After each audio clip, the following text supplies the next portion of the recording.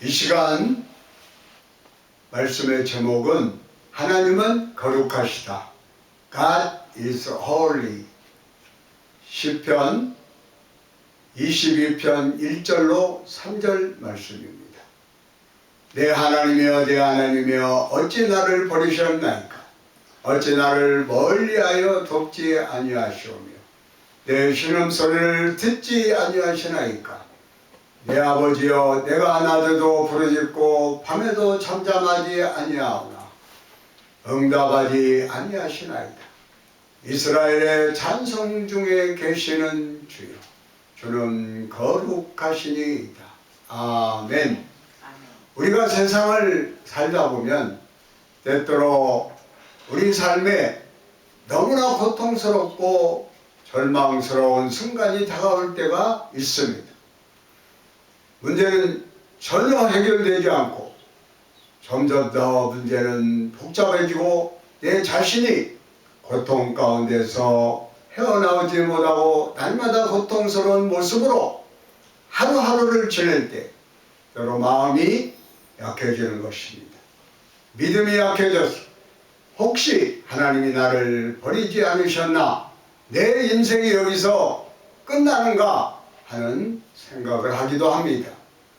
오늘 시편 22편은 하나님의 마음에 합한 사람 다윗이 이 같은 절망적인 상황을 만나서 하나님 앞에 부르짖어 기도한 기도의 내용입니다.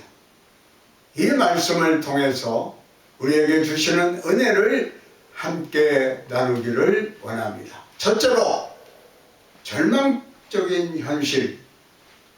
다윗은 절망적인 현실에서 이렇게 하나님 앞에 부르짖었습니다. 시편 21편 1절로 2절입니다. 내 하나님이여 내 하나님이여 어찌 나를 버리셨나이까. 어찌 나를 멀리하여 돕지 아니하시오며 내 신음소리를 듣지 아니하시나이까. 내 하나님이여 내가 낮에도 부르짖고 밤에도 잠잠하지 아니하오나 응답하지 아니하시나이다. 다윗은 극한 절망 가운데서 하나님 앞에 부르짖어 기도하는 것입니다. 나의 하나님 나의 하나님 어찌하여 나를 버리셨습니까? 다윗은 아무리 자기 자신을 살펴보아도 하나님 앞에 크게 잘못하는 것이 없는 것을 알게 되었는데 고난은 그치지 않고 계속 어려움이 다가오니까 이렇게 부르짖어 기도한 거예요. 그가 대골리앗이라고 하는 장수를 무너뜨리고 난 다음 민족의 영웅이 되었는데 사울왕이 시기 질투로 말미암아 왕이 자기를 죽이려 함으로 그때로부터 도망자의 신세가 된 거예요. 사람이 집을 떠나 객지 생활을 하는 것이 얼마나 고달픈지 모릅니다.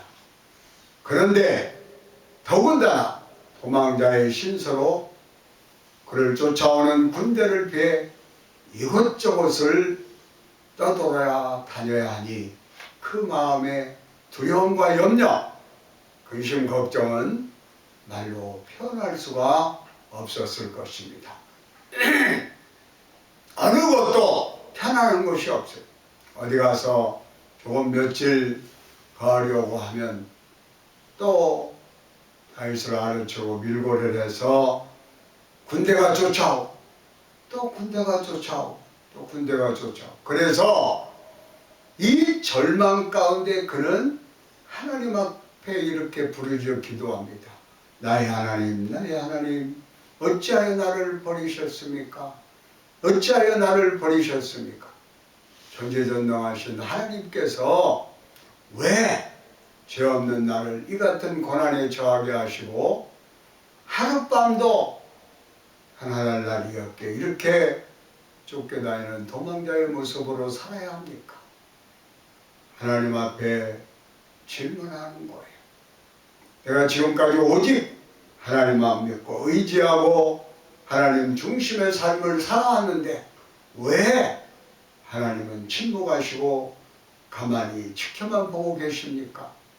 나를 왜 이렇게 절망의 자리에 대동댕이 쳐놓고 돌봐주지 않으십니까? 그는 부르짖어 기도한 거예요. 다윗은 구원의 능력이 오직 하나님께로부터 온다는 것을 잘 알고 있었기 때문에 더욱 하나님께 간절히 부르짖었던 것입니다. 내가 왜 무엇 때문에 이러한 고난을 이러한 어려움을 이렇게 오랫동안 당하고 있어야 합니까? 아무리 내 자신을 살펴봐도 내가 뭐 크게 잘못한 것을 내가 모르겠는데 왜 내가 대적에게 쫓겨서 이렇게 도망다녀야 합니까? 때때로 우리도 이렇게 절기할 때가 있습니다. 지금 천국 가신 한국의 CCC 대학생 선교회를 창설하신 김정곤 목사님이 계십니다. 그 목사님의 큰 딸의 죽음에 대한 책을 내신 게 있어요.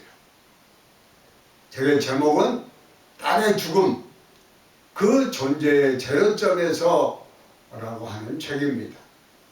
그렇게 사랑하는 큰딸 신이가 믿음 좋은 남편을 만나 결혼해서 딸 둘을 낳았어요. 삶의 기쁨이 충만하고 행복이 넘쳐나는 가정이었어요. 그런데 어느 날 몸이 불편해서 병원에 가보니까 위암 말기인 겁니다. 청천벽력과도 같습니다. 이미 암이 온몸에 퍼져가지고 수술을 해도 살아날 가능성이 희박합니다. 100만 분의 1도 안 된다고 그랬어요. 그렇게 시한부 인생을 선고받고도 수술을 했습니다. 왜 의사 선생님이 수술을 그때 했는지, 수술을 하면서 위를 다 잘라내고 비장예부를 잘라내고 또 치장, 간장의 일부를 또 잘라내고 소장의 일부를 잘라내서 대신 위를 만드는 대수술을 했어요. 그때로부터 온몸에 구슬을 꽂고 대소변도 옆에서 받아내야 하는 그런 시체와 같은 모습으로 병상에 누워서 무려 167일 동안 죽음의 고통과 싸웁니다. 몸무게가 여러분 놀라지 마십시오. 26kg까지 내려갑니다.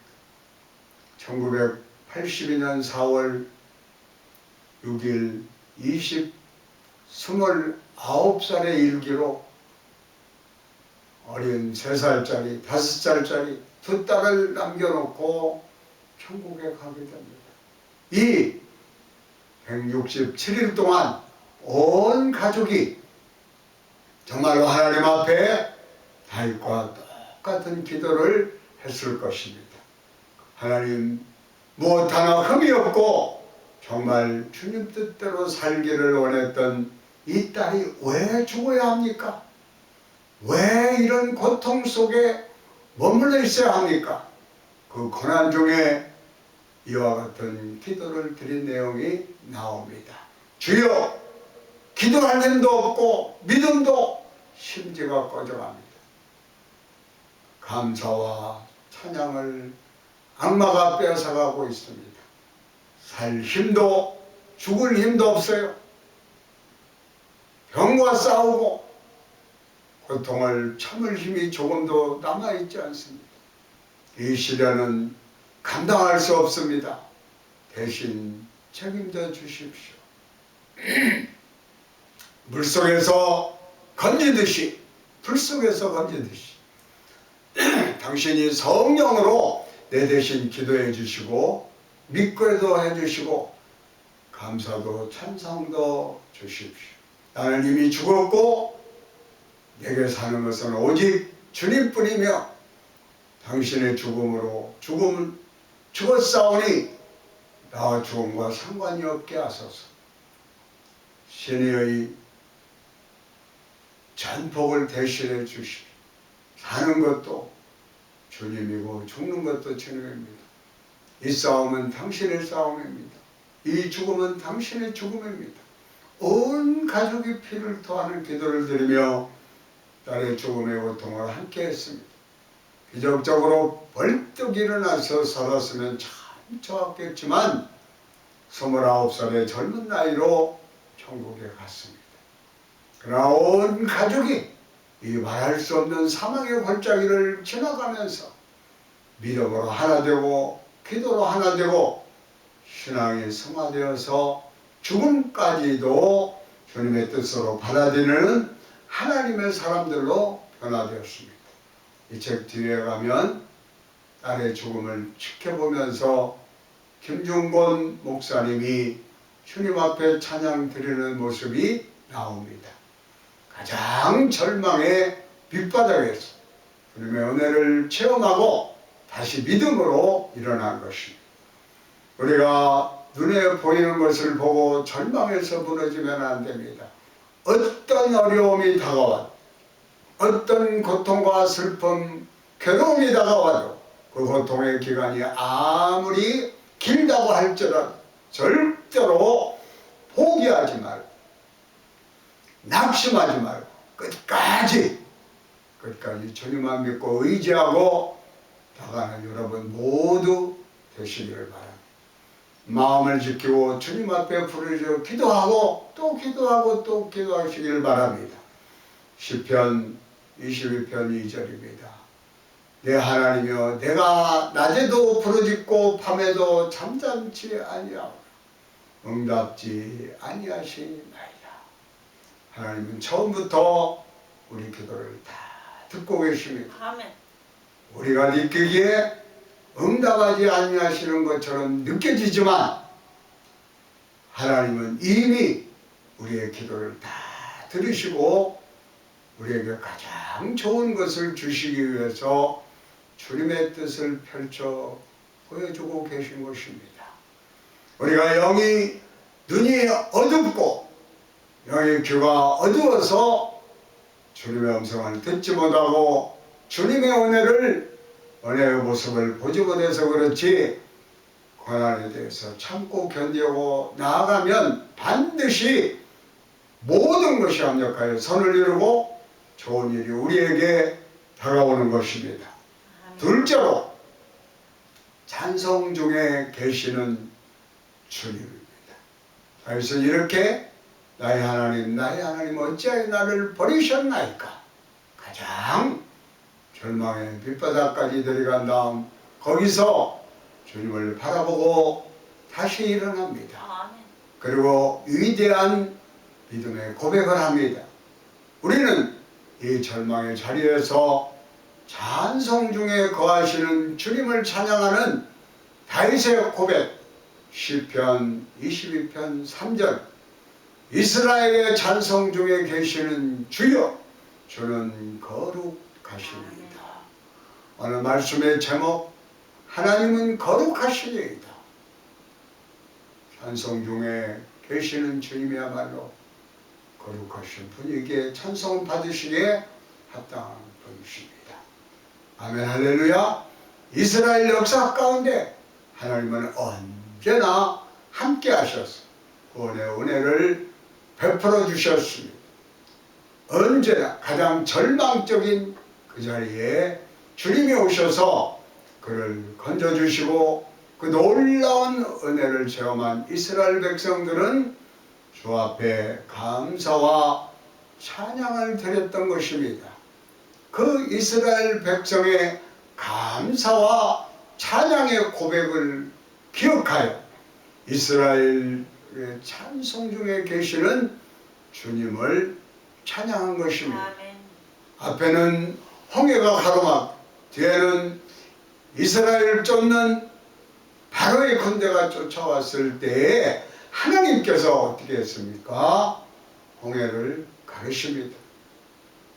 이스라엘 백성이 홍해를 심장으로 지나가듯 지나갑니다. 쫓아오는 군대는 그 홍해를 합침으로 하나님의 심판을 받아 다 홍해에서 죽게 됩니다. 그때 저들이 주 앞에 찬양의 제사를 드립니다. 출애굽기 15장 2절 여호와는 나의 힘이요 노래이시며 나의 구원이시로다. 그는 나의 하나님이시니 내가 그를 찬송할 것이요 내 아버지의 하나님이시니 내가 그를 높이리이다. 아멘. 위대하신 하나님, 전지전능하신 하나님, 문제의 해결자가 되시는 하나님, 언제나 이스라엘 백성에게 승리를 가져다 주신 구원의 하나님은 찬양 중에 거하셨습니다. 이스라엘이 드린 감사와 찬양을 기뻐 받으셨던 것입니다. 하나님은 우리의 찬양 가운데 거하십니다. 그러므로 여러분들 마음으로 또한 영으로 알아듣는 말로 찬양을 하시기를 바랍니다. 주는 홀로 거룩하시고 위대하시며 전지전능하신 하나님이신데 우리가 감사와 찬양과 영광을 올려드리면 주님이 영광을 받으시는 것입니다. 여러분의 일생이 감사와 찬양의 일생이 되기를 바랍니다. 아무리 힘들고 어려워도 아무리 고통스럽고 괴로워도 여러분의 입술에 찬양과 감사가 그치지 않게 되기를 바랍니다. 아멘. 시편 기자는 이와 같이 고백합니다.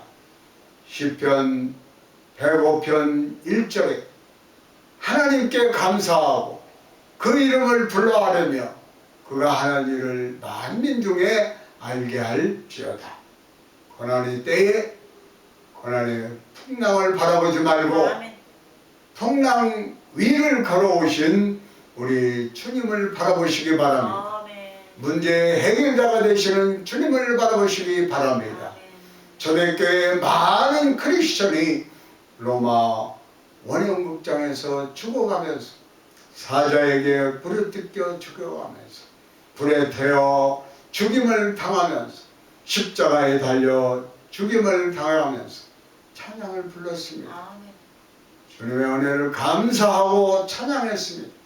세상 사람들은 죽음 앞에 두려워 떨고 살려달라고 울부짖지만 하나님의 사람들은 천국 소망을 가지고 있기 때문에 그와 같은 가장 힘들고 어렵고 고통스러운 순간에 죽음을 눈앞에 두고도 감사하고 찬양하고 영광을 돌렸던 것입니다. 어떤 고난도 하나님과의 관계를 끊지 못했습니다. 그 사이를 갈라놓지 못했어요. 찬양과 감사는 우리의 관계를 하나 되게 만들었습니다. 더 위대한 하나님의 사랑으로 위대한 하나님의 역사로 우리를 이끌었던 것입니다. 그러므로 어떤 문제와 고난과 어려움을 당해도 감사와 찬양을 그치지 않게 되는 여러분들 되시기를 축원합니다. 셋째로 건지시는 하나님입니다. 감사와 찬양을 드리면 주님은 우리를 모든 장막에서 건져주십니다. 다윗은 이스라엘 찬송 중에 계시는 하나님을 찬양하고 구원의 은혜에 대해 이와 같이 고백을 합니다. 시편 22편 4절로 5절입니다. 우리 조상들이 죽게 의뢰하고 의뢰하였으므로 그들을 건지셨나이다. 그들이 죽게 부르짖어 구원을 얻고 죽게 의뢰하여 수치를 당하지 아니하였나이다.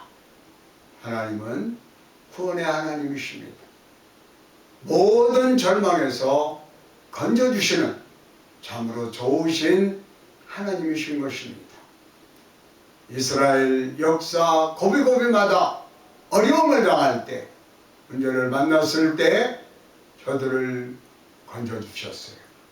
적군의 손에서 저들을 건져주시고 저들을 고통과 절망에서 자유케 해주시고 그들이 범죄했을 때 하나님이 이방 민족을 통해 그들을 치게 하셨습니다.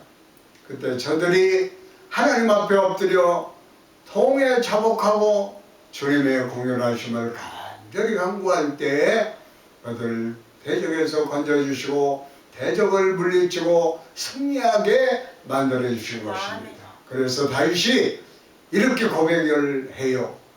시편 23편 4절에 내가 사망의 음침한 골짜기를 달릴지라도 해를 두려워하지 않을 것은 주께서 나와 함께 하시니라. 제 지팡이와 막대기가 나를 안위하시나이다. 이렇게 고백한 겁니다. 하나님은 그의 택하신 백성을 끝까지 돌보시오. 절대로 포기하지 아니하시오. 끝까지 책임져 주십니다. 사람들은 가까웠던 사람이라도 자기에게 불이익을 가져오면 관계를 끊습니다. 심지어 어떤 못난 사람은 자기가 그렇게 평생에 따르고 그저 주인 말이라고 하면 무엇이든지 그냥 다 좋아서 주인만 믿고 따르는 충성된 반려견도 병이 들면 내다 버립니다. 그런데 그 반려견은 너 여기 가만히 있어 하니까 그냥 그 자리에 기다리고 있는 거예요. 얼마 전 해외 토픽에 나온 뉴스를 들어보니까 추운 저 옛날 소련 지역인데 반려견을 놓고 가버린 후에 눈이 오니까 이 강아지가 얼어 죽었더라고요. 끝까지 주인이 오기만을 기다렸다가 얼어 죽었던 거예요. 그것이 사람의 참 죄성입니다. 악한 모습입니다. 우리는 하나님을 배신하고 사람을 배신하고 나를 따르는 짐승을 사랑하는 충견들을 버릴 수 있어도 하나님은 절대로 우리를 버리지 아니합니다. 우리가 믿고 섬기는 하나님은 참으로 좋으신 하나님입니다. 우리 기도를 들으시고 응답하시는 하나님, 끝까지 우리를 돌보시는 하나님이십니다. 시편 21편 5절에 이와 같은 고백이 나옵니다. 그들이 주께 부르짖어 구원을 얻고 주께 우리하여 수치를 당하지 아니하였나이다. 너무나 힘들고 어려워서 눈물을 흘리며 부르짖을 때 주님이 그 기도를 들으시고 우리를 절망에서 건져 주십니다. 시편 22편 4절입니다. 우리 조상들이 주께 의리하고 의리하였으므로 그들을 건지셨나이다. 세상 사람들은 우리가 어려울 때 우리에게 고개를 돌리고 외면하지만은 하나님은 오히려 그러할 때 더 가까이 오셔서 우리를 붙들어 주시고 사랑으로 돌보시고 우리를 그 품에 안아주시는 것입니다. 그와 같은 놀라운 은혜를 주님의 은혜를 감사하고 찬양하는 여러분 모두가 되시기를 바랍니다. 시편 22편 22절입니다. 내가 주의 이름을 형제에게 선포하고 회중 가운데서 주를 찬송하리이다. 우리가 어떠한 절망의 자리에 떨어졌다 할지라도 주님을 꼭 붙잡고 있으면 우리를 반드시 그 자리에서 일으켜 주시고 위대한 하나님의 사람으로 우리를 변화시켜 주실 것입니다.